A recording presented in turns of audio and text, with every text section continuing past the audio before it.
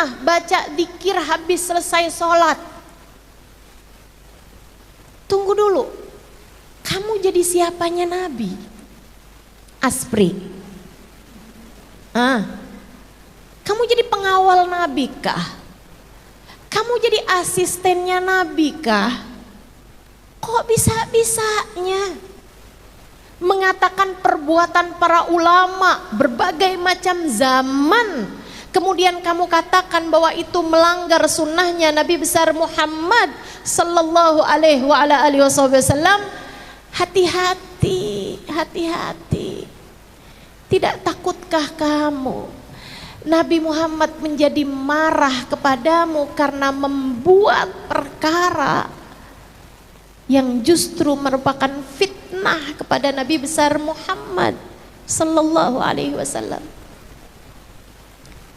Teman-teman saudaraku sekalian yang saya muliakan, jelas-jelasan Nabi Muhammad bilang, tahukah kamu orang yang habis kerja belum dapat gajinya terus pulang?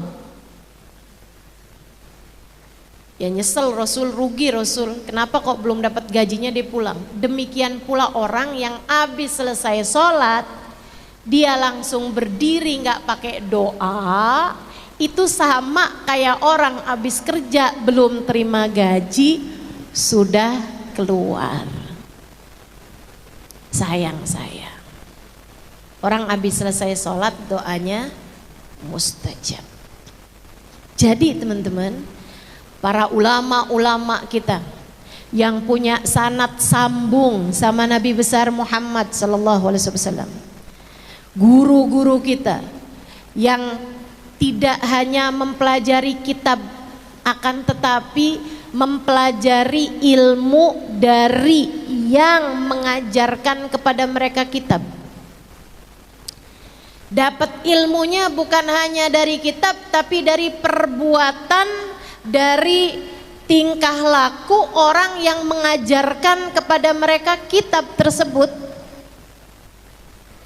Para ulama-ulama ini, sehingga sekalian yang saya muliakan, mereka mempelajari Islam bukan hanya dari hadisnya Nabi Muhammad SAW, bukan hanya dari Al-Quran, meskipun Al-Quran tidak pernah hanya, Nabi Muhammad hadis-hadisnya nggak pernah hanya, tapi bukan, tidak cukup dari hadis dan tidak cukup dari Al-Quran, mereka mempelajari Al-Quran dari orang-orang.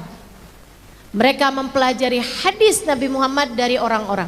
Yang orang-orang ini mendengarkan hadis Nabi Muhammad dan Al-Quran dibacakan dari orang di atasnya, dari gurunya. Gurunya mendengarkan Al-Quran dibacakan dan juga hadis-hadis dipraktekkan dari gurunya. Gurunya dari gurunya, gurunya dari gurunya, gurunya dari gurunya, gurunya dari gurunya, gurunya dari gurunya, sampai kepada para tabi'in mempelajari Al-Quran dan mempelajari praktek hadis Nabi Muhammad SAW dari para sahabat, yang mana para sahabat mengikuti 100% hadisnya Nabi Muhammad sallallahu alaihi wasallam.